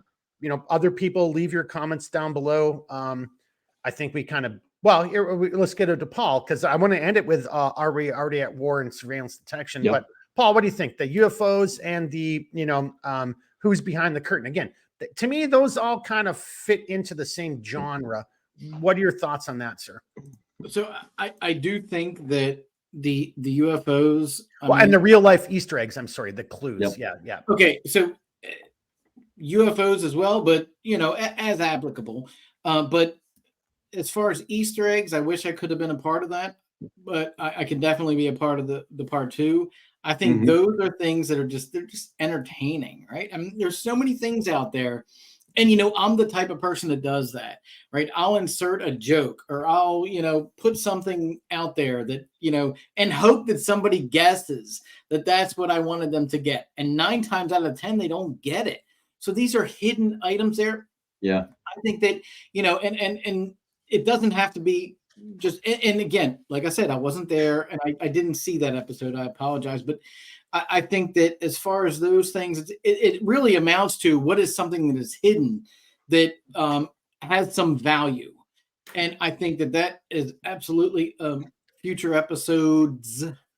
And I would move forward with those. And aliens as well. You know, it depends. You know, you want to get entertaining at times, and that's cool. I mean, I have plenty of alien discussions that are not about little green men, but you know, they could be there. But that may be a one-off episode here. Yep. Well, you know, but I think those are fun because it doesn't always have to be little green men. It's, you know, abductions, it's cryptids, it's, you know, that's a very wide range of subjects and topics. And there are some, as we kind of started at the very beginning, you know, even just in our conversation together, dude, there's some channels out there who are like clearly have some budget and they're making some great products and they're making some really good productions. And I'm thinking of the Y-Files. I hadn't watched Y-Files for a couple months and I just watched it again the other night. And dude, he's doing all kinds of weird spin-offs but Lagoon is another good channel too. Yeah, exactly. So we'll throw some of that stuff, but I think then there it is. I already wrote it down. Yeah, we'll do that again for the next time. We'll bring in some type of part 2 of that. Paul, we'll definitely get you involved in that as well. And because I'm here to tell you, between, you know, the real news, you know, that's out there, you know, that's got everybody's attention, but there's going to be other things that are being transpiring and taking place between now and the next month, you know, 4 to 6 weeks. We'll have plenty of stuff to talk about. So I'd say we do that again. And then, fellas, I guess a good way to end it. I'm just skipping over the future of small business. I think everybody can look around and just see the economy for what it is. It's a dumpster fire. It is. Yeah, I mean, it's kind of small business. Well, you know, what does it matter when the whole human race is destroyed? But you know, but so I think I kind of want to wrap it up here. You know, in the last 20, 30 minutes, whatever you guys are up for. But like common sense surveillance detection to me dovetails. That's an offshoot of Are We Already at War? Or, you know, that whole part one and part two. What's going on in our society? Because are we already at war? It doesn't always have to be the that kind of traditional, we're fighting the Soviets, we're fighting the Nazis. War could be the war for your streets, the war for the hearts and mind of a city, or the soul of a city, if you want to use a movie analogy. Batman trying to save Gotham, right? So there's a war for the heart of Gotham, even in that type of. So to me, that's where I kind of want to go here for the end, guys. Are we already at war? And then that was kind of like more of a training video, but the common sense surveillance detection, as Paul talked about, we've done this a couple times now. And fellas, I think I'll end my comment with that question and let you guys talk. I think this next decade, we should do a few more of just on the side, not the normal podcast, but I think we should do a little bit more of the training side as well. And and current events, real life events are really convincing me to say that. So who wants to jump in there? I'll let Paul go first. Yeah, I would say that are we at war assumes that we were ever at a time of peace. And were we? And when were we? I would like to know that. And I would challenge anyone that can tell me that at a time the United States was at peace. So, what do we have to do now? We need to adapt to the type of war that we're in, right? It doesn't have to be kinetic. It can be, it can be cyber in my world. So we need to adapt to the current environment. So now assume we're at war. Again, we're not holding guns, but we're at war. What do we need to do today to protect ourselves? And that's where we went into the surveillance stuff and so on along those lines. But I truly believe, just even if you disagree with me, assume we're at war. Worst case, you're wrong, and at least you're prepared to protect yourself if something happens. Do things like Jack BlackScout does, and encourage people to work together, whether it's a local community or state by state, those type of things. Just do those things. Educate yourself, prepare yourself. You don't have to have a bunker. What was that movie? Okay, there's a ton of movies there, but you don't have to have a bunk. You might want one, but I don't know. But you don't have to have one. But have at least 30 days. I've been without food, water, and electricity for months at a time. And if you can adapt to that, and it depends on the situation, and there's extenuating circumstances around that. But for the most part, let's take the average person. If you're going to have an ice storm, and you might be without power, and Mark and Redbeard, this might I'm talking about somebody, I'm talking somebody south of Minnesota. So if you have that, it might take you out for a week or two. Do you have enough food? Can you keep your family alive? Those are the type of things that I would think of. That's war in itself as well, because it could be a power grid attack. It could be an ice storm. It doesn't have to be a nefarious thing coming at you. It could be just Mother Nature. Well, so to your point right there, Paul, it doesn't matter if it's an EMP or a coronal mass ejection, a CME, right? So let me rephrase it. I'll simplify this. It doesn't matter if it's a man-made event or a natural event. That natural event could be that ice storm Paul just talked about, or a solar flare. The end result is the same thing. Now you don't have any electricity. Maybe you only have it, maybe you'll only be out for as long as it takes your local electrical company to get everything back up. Or you might be without electricity as long as it takes your nation to figure out how to create a whole new electrical grid because you just got EMP'd. It doesn't matter the cause. The result is still the same. You don't have power. So to Paul's point, you better start thinking about what am I going to do without power, and how am I going to react to that? How can I survive and sustain, in the absence of power? I mean, I actually thought that was a great way. And that's why I think we have to do more of that episode too. 100%. Well, go ahead, Redbeard. Yeah. So I'm just going to go off of that real quick. Real world example, Mark. It's nothing catastrophic or anything like that, but and you might get a chuckle out of this, but so I've actually been without a microwave for like 2.5 months, 3 months now. And, you know, for me, it was easy to be like, oh, I don't have a microwave.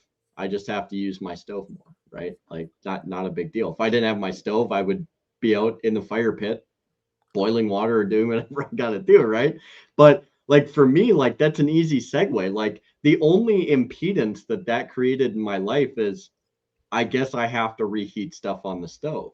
And dude, like we have people that like if they lost their freaking microwave, like their world is ended, dude. Like this idea of like, cause think about it. Most people buy like pre-made products that they can just slam in a microwave and they don't have to think about it. And it's like you now have to adapt for most people. Like it's a very harsh learning curve to adapt of like how to take something you would normally do in a microwave and reheat it or make it on a stove or whatever the case is. And like I have grown up with not that much. I mean, I was fortunate to have what I have, but one thing my dad and my parents always kind of pounded into our kids' head was like, look, like there might be times to where you have to make do with what you have. And so it's like, oh, you can't put a cup of coffee in the microwave to heat it up. No, but we have a pan and we have a stove. So all the leftover coffee we put into the pan in the stove. And I'll tell you right now, that coffee turns out a hell of a lot. Technically speaking, it's called a pot, Jeremy. But Yeah, I mean, you could pot put it into pan, a pan, yeah. but you know. Yeah. Yeah. Well, and it also like, so we put it in a saucepan though. So like a saucepan is by way, you know, it looks like a pot, but it's so you're actually not joking. You really were using that. So okay. I was just fucking with you. No, but that's a good learning thing right there, right? Like how many people would be like, oh yeah, Mark's right. And it's just like, look up saucepan, you dumbass, you know, like no, but it's not to demean anybody, but it's like, dude, like these are basic things, Mark, that like, you know, as well as I do, if people lost their microwaves, they would either one, go out and buy a brand new one right away, which I don't have the money to. So therefore you realize that certain items are luxuries, or you have people that totally lose their grip on reality. And the final thing that I will say, and I'll leave it at this, is I want to go back and reiterate the one point that I made a couple segments ago during this conversation, which is, look, it doesn't even have to be Putin. It doesn't have to be Xi Jinping. You can learn so much about yourself from your perceived enemies because they will tell you about yourself. And if you're not paying attention, you're going to miss it. And your strengths that you thought you had now just became your greatest weaknesses because they will. And we do the same thing. We will tell people without maybe them realizing it or without us realizing it, we will telegraph this stuff to these people and be like, hey, like you're weak over here.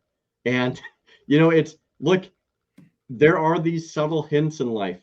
And if we're not cognitive of this, especially if we have as many people that are concerned about the state of affairs in our country as they are, if you're not reading between the lines to what these bureaucrats and politicians are trying to tell you without actually having to open their mouth, then look, we're doomed to failure. That's all there is to it.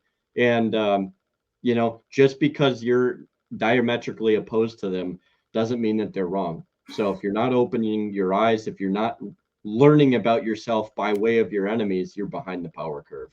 So I've only got one thing to add on to the "Are we already at war?" because that goes into guns and things as well. And I don't know if you saw me just writing it down. It's based on something you said. Then I think I'll turn it over to Paul.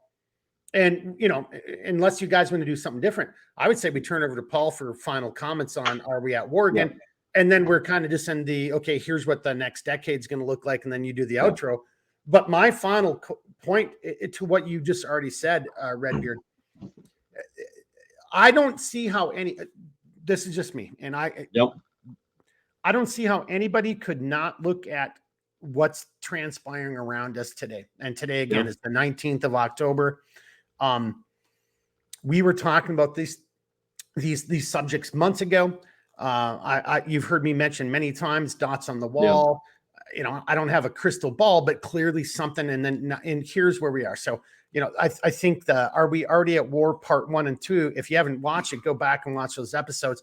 And then just remember that here we are on the 19th of October. Those episodes Yeah. were shot well before the 7th of October. Go back and look at those episodes, and and then take into consideration what Redbeard just said, and then ask yourself, do you think we're already at war? Do you not think we're already at war? I mean, like, because if you think we're not already at war, I want to hear your justification for that. I want to hear your logic behind that. And that's my final comment, because I unfortunately think are we already at war? And again, that encompass so many things, from the border. I mean, and none of this changes. I mean, everybody right now might be thinking I'm alluding to Israel and Palestine and the horrendous events that are transpiring over there. I'm also still like, the border hasn't gone away. Like, it just again, we're I would make a solid argument. We're just being bombarded the way we are, so we can't keep up with things. But I'm going to hold that for a future episode. Paul, what do you got to say there, sir? So I would say that I think that she is absolutely going to tell us, compliment us on what we are doing wrong. So you will get that's a very good way to put that. China. And so there's no doubt. I think the same with Putin, right? They're going to do the same type of things. Now, what do I believe when it comes to economy? This is our potential savior here. Is China cannot decimate us, and I know the original definition of decimate. Jeremy, you'll know. You'll tell me that I'm wrong, right? They will not decimate us because they need us for their economy, and it's a small amount of hope there, but they can take us apart a little bit at a time, and then eventually infiltrate that way. See, but I love this, and we'll do this again, because I actually disagree with you from an economical model perspective. I think China can absorb the losses. I mean, but let's save that for a future podcast. No, I'm not saying I'm not saying you're wrong. I'm just saying I could see it from a perspective where I'd be willing to roll that dice, because I'd be looking at other markets and X, Y, and Z. So I don't have a problem if you disagree with me either. You can tell me I'm wrong. Hopefully, hopefully I'm the one who's wrong. I don't want to be right in almost anything I've been thinking about recently. I want to be the guy who's wrong. I want to be like, oh, Mark, you're so stupid. I'm like, thank God I am, because if I would have been right, that's a pretty shitty world we'd be living in, We'll see. Yeah. All right. But I interrupt you, Paul. Closing thoughts, please, sir. No, I think that's pretty much what I wanted to end up on, is that, those, Xi and Putin are going to be honest with us to point out our faults. And, as far as the economy goes, they both need us. That's just my thought. They can't live without us. And those that they could live without us rely on us. So if it's, Europe, they need us. So without, they don't need us, but if they have Europe, they could do that. But Europe can't live without us. So ultimately it comes back to the United States. And we have that power, even though we're weak right now. We have that power that they do ultimately need us. That's my thoughts. I'll leave it at that. Well, I'll defer to any history, especially military history students out there. There's something to be said if you look back to the turn of the century. I'm talking 18th or 19th, 20th century, World War I, World War II, and you look at the intricacies of markets and how sometimes the I don't want to say interoperability, but the when markets are too interwoven and everything is so dependent upon each other, that actually makes it more brittle and fragile and more prone to, when something goes wrong, shit goes horribly wrong, So but let's save that, because I think that's part of the Are We Already at War podcast, for the next time. I mean, because we're not out of this yet. I mean, so just for anybody watching and listening, again, a little, Jeremy will call me out on talking shit here, but we've been talking about this for months now. And like I don't have a crystal ball, but just looking at things, I'm like, I knew something bad was going to happen. Is the events in Israel, is that the bad thing? I don't even know if that's it. That's a pretty horrible thing that's transpiring right now. That did transpire, and it's continuing to transpire to this day. but let's not forget, but Ukraine and Russia continues. The threat against Taiwan still continues. Like, I don't even know if this is the actual event that I've been kind of feeling, and, this sense of foreboding. So, are we already at war? I mean, I think all of these things, Jeremy, that's my final comment. Yeah. I think everything that's transpiring right now in the world clearly indicates that, yeah, we are, and we have been for a little while now, we're at war. Just to kind of respond to that real quick, Mark. I more in my life now than I ever have. And I was talking with my dad about this too. It's pretty unsettling, the idea, and I know that people say like, oh, the potential of X, Y, or Z as it pertains to, like even just like a general sense of like weapons of mass destruction. Like not many people are going to be like that crazy to do that. And it's like, dude, like I'm looking out here in it through like the most objective lens that I possibly can. And we're not okay right now, like the general stability. I mean, there's a lot of Lindsey Grahams out there, is what I'm saying. Like there are people that are so hell-bent on going to war. Like it's not even a second thought. Like there's so few people in a position of government right now that don't take pause and they're like, like maybe some diplomacy might go a long way to like not obliterating the human race to a heavy extent. Like there's very few people, I would say perhaps like Orban, from Hungary, and maybe a handful of other people that are taking pause. And they're like, that guy out of Poland, and then there's that chancellor out of Germany. And there's a handful of people. You're right. Like and when you realize how few level-headed people there are that like are actually willing to be diplomatic and be statesmen and are sitting down and they're like, hey, like we understand the necessity to fight when the necessity to fight arises, but there's a lot of things that don't require physical confrontation. Like if we just sat down like statesmen and we're diplomatic about this, like there's a good chance we won't blow each other off of this planet. And it just skeeves me out that there's so many more people than not that are just like, let's break out the nuclear weapons. Let's just like that language has become so more flippant than I've ever seen it in the 30 years that I've been around.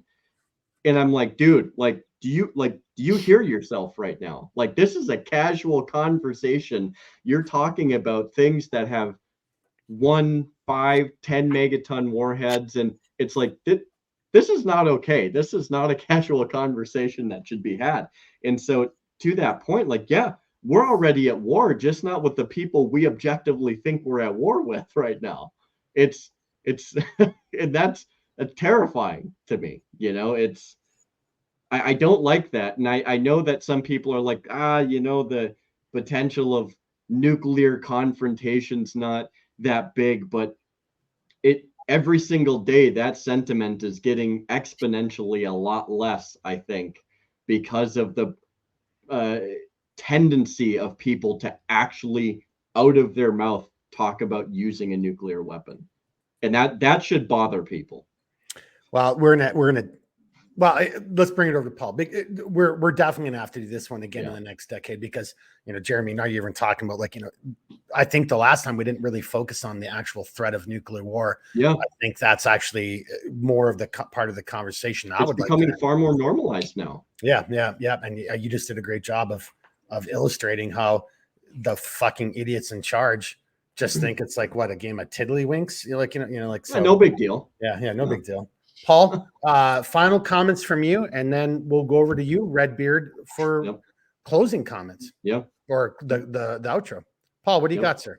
Yeah, I mean, growing up when, I was, as far as the threat of nuclear war in the 80s, I thought it was real. And think it was, but it didn't happen. Today, I think people are too crazy that they may actually do it. And that scares me. But the one thing I want to add, so I'll leave that part, the nuclear war thing. I think it's a probability because, and it's higher than it was in the 80s because we had that threat, right? We have bombs, you have bombs. You know, neither, if either of us uses them, we're all dead. And we respected each other for that. And now, I think we're crazy. It was rational. It was rational actor mathematics back then. Now it's everybody's fucking irrational. We had diplomats and statesmen. Yeah. I mean, I don't know that there's any, and you know, I'm gonna refrain from what I was gonna go into because I just want to leave it at that. And I think that today we have the same thing.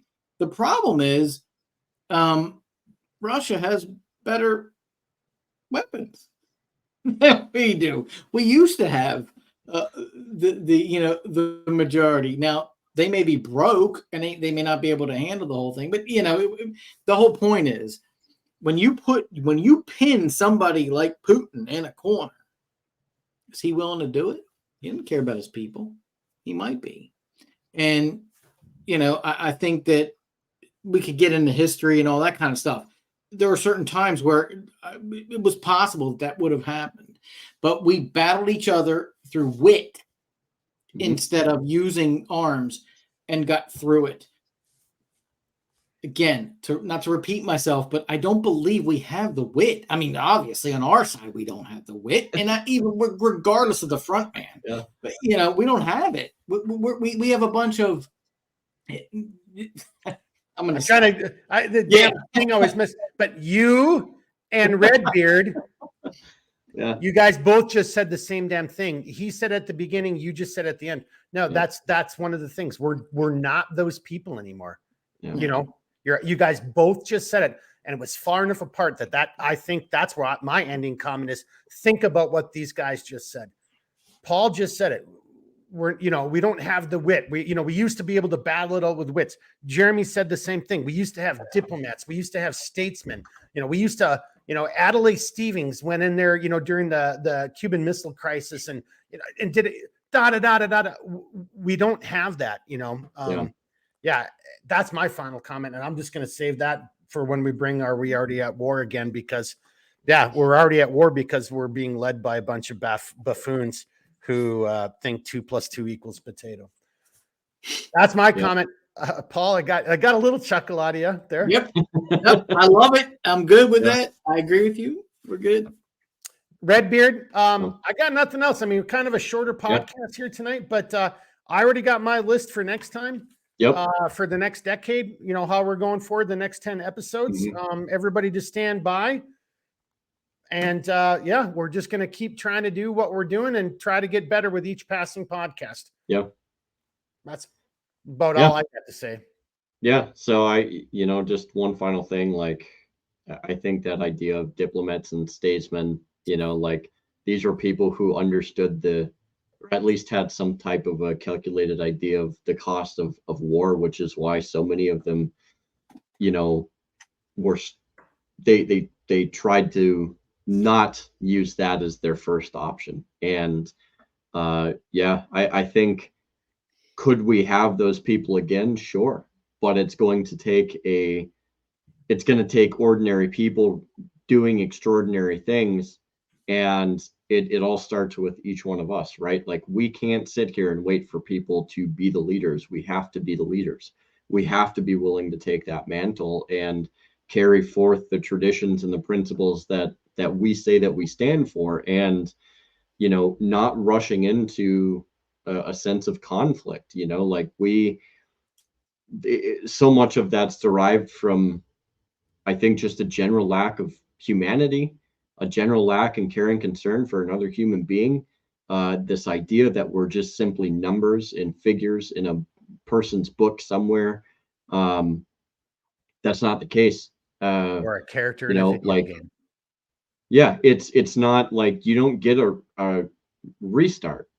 It's, people need to start understanding that, like, this is more than that, and we can't afford to lose our humanity along the way. And I'll just end it with this.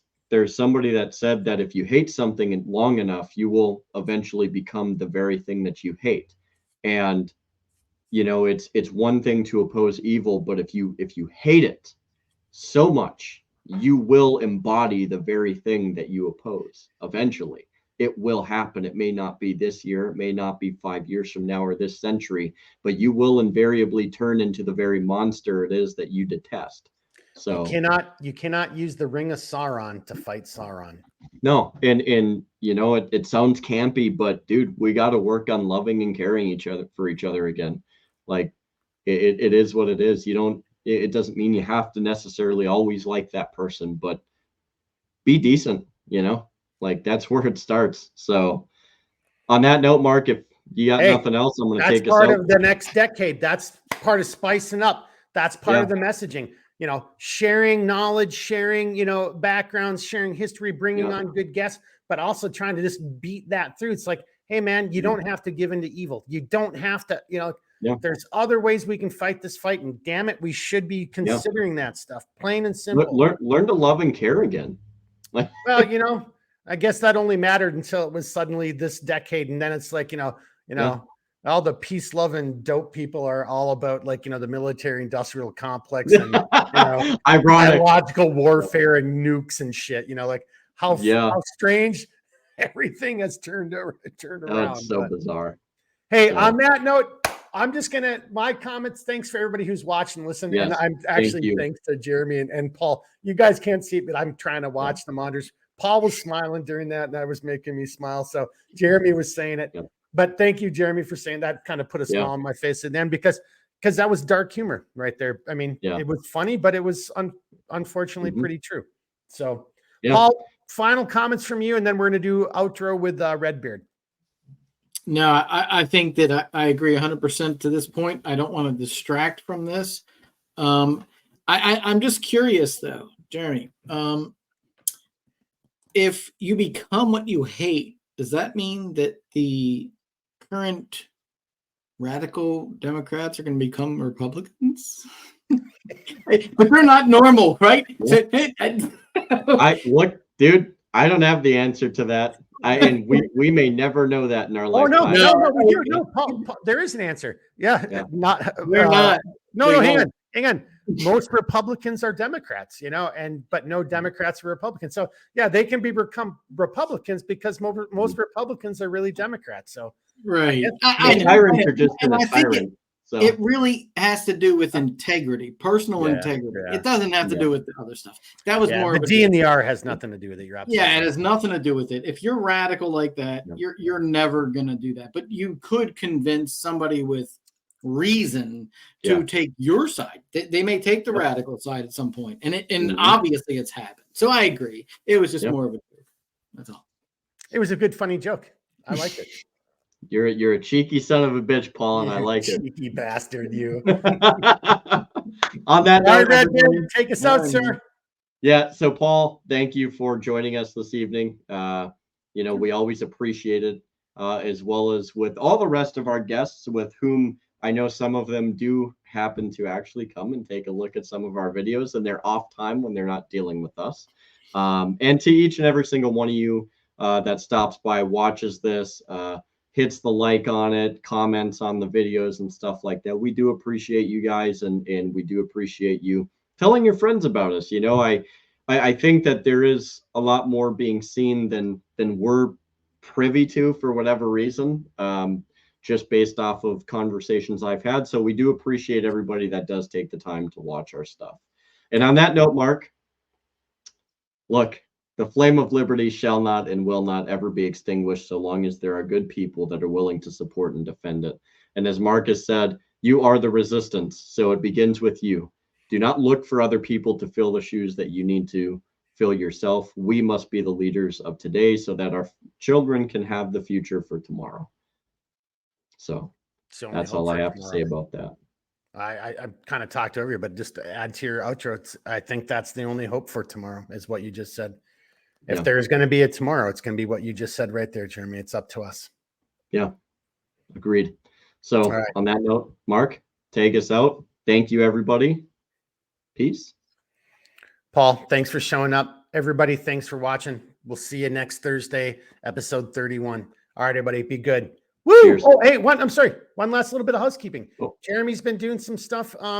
We're also on Twitter, getting us over on Odyssey. I don't think we'll be on BitChute, and we're on well, our Instagram kind of sucks, but we're gonna start doing more Twitter and Odyssey. So stay tuned. Yep. That's it right there. That's the housekeeping. Cheers. All right, cheers, everybody. See ya. Woo!